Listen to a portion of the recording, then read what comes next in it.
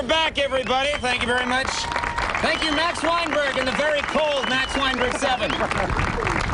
Doing their Let It Be thing. How you doing, Andy? All right? I'm doing great.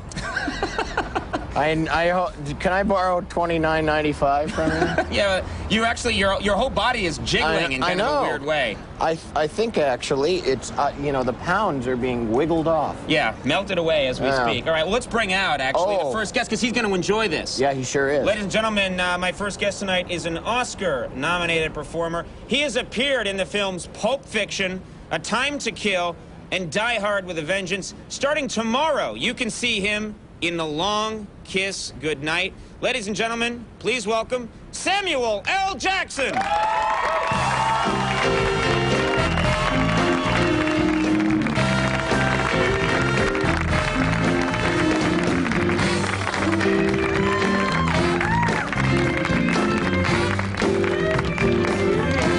Hey now, you went out and got this from me? Yeah. This is really nice. How is that? This is gonna look really great in my TV room at home.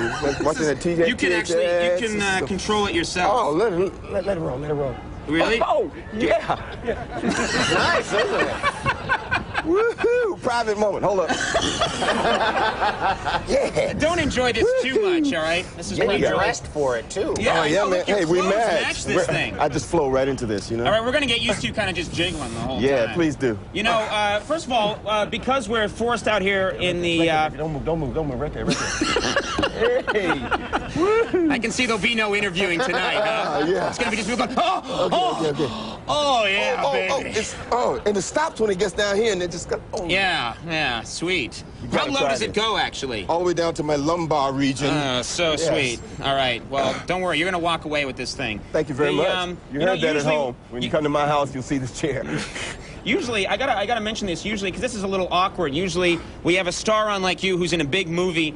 We show the big action clip when they come out, but unfortunately, our facilities for editing the clips got messed up in the fire earlier today. So right now, this is the best we can do. This is our sort of fire version of a clip from The Long Kiss Goodnight. I think this is an action scene.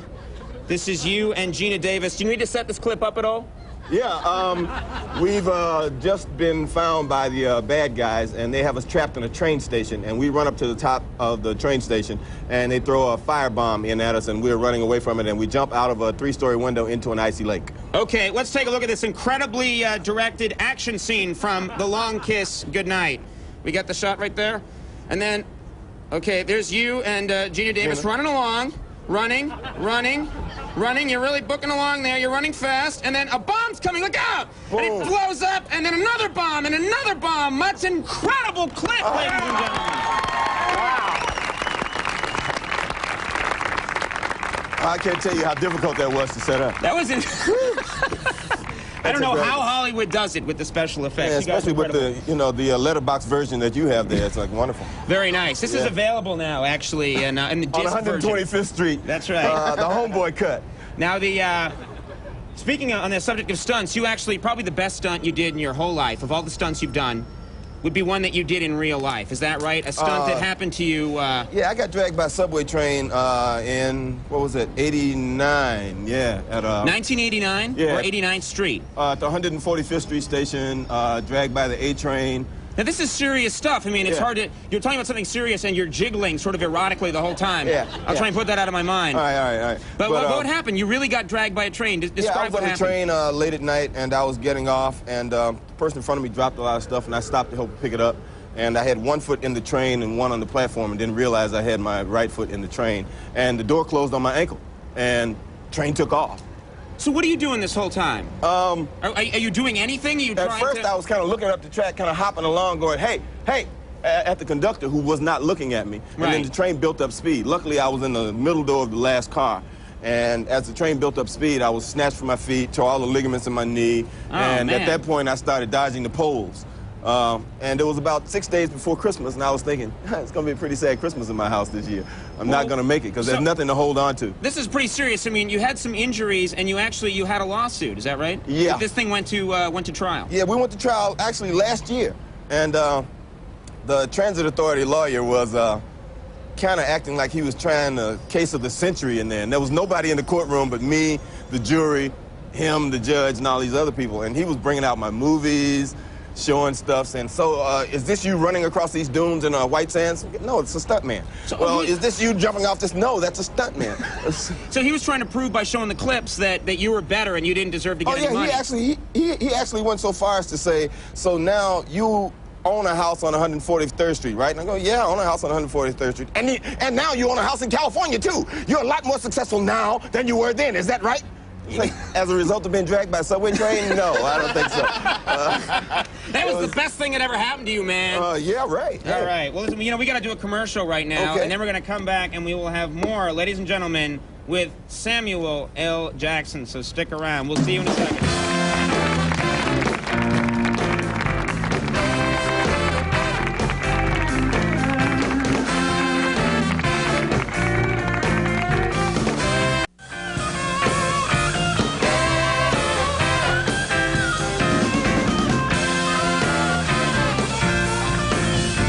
We're back, everybody. We're here with Samuel L. Jackson. And I'm very curious about something. This is something that I noticed at the time, and I'm glad I have a chance to ask you about it.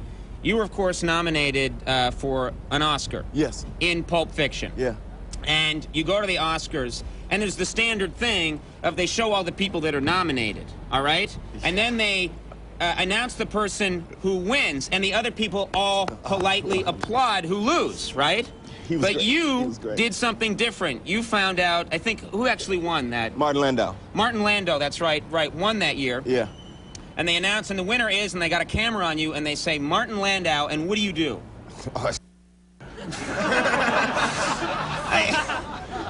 See, we can do that because we're outside now. It's a loophole in FCC regulation. But I was fascinated by that because, yeah, you sort of said, you didn't play the game of, I don't care. No, well, I have a bad habit of, my mom used to always say, whatever comes up, comes out. Right. And that was what was going through me at the moment, and I just went there. Okay. Yeah. And it was okay. Right.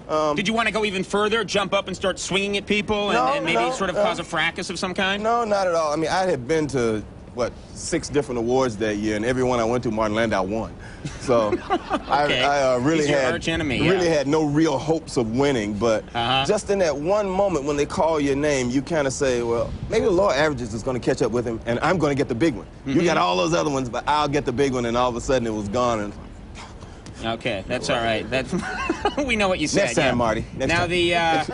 You've had a lot of good fortune. You were also, of course, in Jurassic Park. Yeah. Probably one of the most successful movies of all time, if not the most successful. You're in that movie. Are you upset at all that they're now making this multi-billion-dollar sequel, and everyone who was in the original gets even more money in the sequel, but your character, I think, got bitten in half or something by a dinosaur? You're not in the sequel. Aren't you depressed about that? No. Raptor tore his arm off, and that's all you see of him once he's out of that building. But in my mind, this guy was left on the island. And he crawled his way back into the command center. Wait a minute. He went to the machine. He took his Mr. DNA and made a whole tribe of one-armed black scientists that are over there. And by the time these guys come back, we've trained the Raptors, we're riding the Raptors, and we're pissed that they didn't take us off the island with them when they left. Well, you've got this whole thing figured out. Oh, yeah, man. He's in the sequel. I didn't know. It's incredible. But as Steven sees it, we were all like dino snacks, and we're gone. But Jeff and a couple of the other guys are still They get to live, and they're back. Yeah, Jeff's still hanging out. Okay, all right. Now, I understand you're a bit of a... you enjoy the good things in life. You enjoy the massage chair. Yeah, is that I love correct? the chair, yeah. And you're a guy, actually, that likes to give massage as well as receive massage. Is that true? Well, I've been known to do that, yeah. And I have a small knowledge of it, and Quentin kind of exploited that when Quentin we did Tarantino, the director that you worked with in Pulp Fiction. Doing Pulp Fiction, and we had these long foot massage discussions, and he kind of hooked us up. As a matter of fact, take the shoe off. Let me show you a little something. You're going to give Andy a foot massage? I'm just giving a small demonstration. Oh, look at that. He's got on those like crippled people's shoes. That's cool. Exactly. Very nice. This is incredible. You're going to give... I'm an old man. You wash your feet today?